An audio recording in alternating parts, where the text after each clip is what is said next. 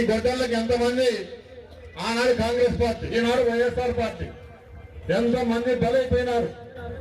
నా దగ్గర సాక్ష్యాధారాలు ఉన్నాయి, వాటి గురించి మాట్లాడండి.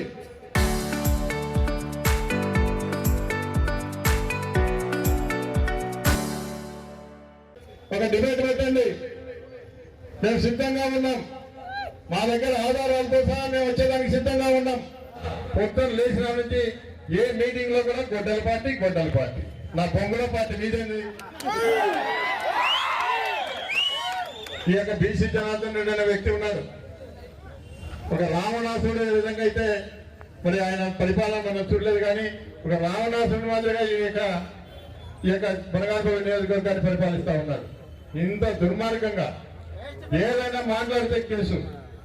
ఈరోజు ఏదైనా కూడా ఈ నియోజకవర్గంలో అన్ని వర్గాల వారిని హింస పెడుతూ చిన్నదానికి కూడా ఏదైనా ఇంటి దగ్గర పంచాయతీలున్నా, పొలం దగ్గర పంచాయతీలున్నా స్టేషన్కి పిలిపించడం, కేసులు పెట్టడం, డిమాండ్ పంపించడం.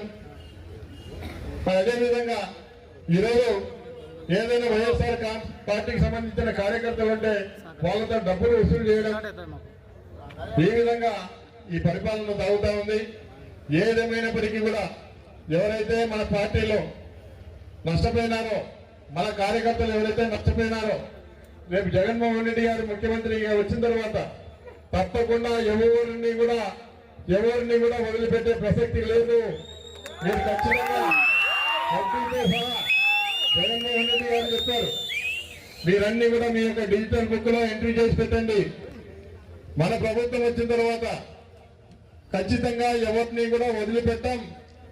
మీరు వదిలిపెట్టినా కూడా మీరు మర్చిపోయిన డిజిటల్ బుక్ మర్చిపోదని చెప్తా ఉన్నారు. కాబట్టి మన నాయకులు, కార్యకర్తలు అందరూ కూడా ఖచ్చితంగా ఏదైనా కూడా ఒకవేళ మీకు డిజిటల్ బుక్ లో ఎక్కకుండా కూడా ఎక్కించండి. ఖచ్చితంగా దీనికి ఖచ్చితంగా ప్రతీకారం అంటూ ఖచ్చితంగా ఉంటుంది.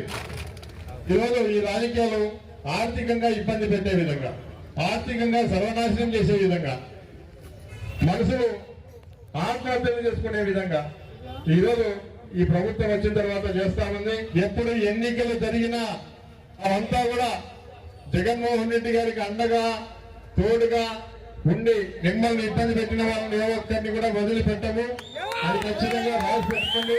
2.0 అని, ఆ 2.0 ఏ విధంగా ఉంటుందో ఖచ్చితంగా చేసి చూపిస్తాం. నేను ఏదో చెప్తా ఉన్నాను, మీరు ఎన్ని కేసులు పెట్టినా, ఎన్నిసార్లు జైలు పోయినా కూడా స్వాతంత్ర్యం కోసం ఆనాడు మహాత్మా గాంధీ ఏదైతే జైలు పోయి వచ్చినాడో ఖచ్చితంగా ఈరోజు మన జగన్మోహన్ రెడ్డి గారి కోసం ఖచ్చితంగా ఎన్నిసార్లు అయినా జైలుకి పోయి వస్తాం.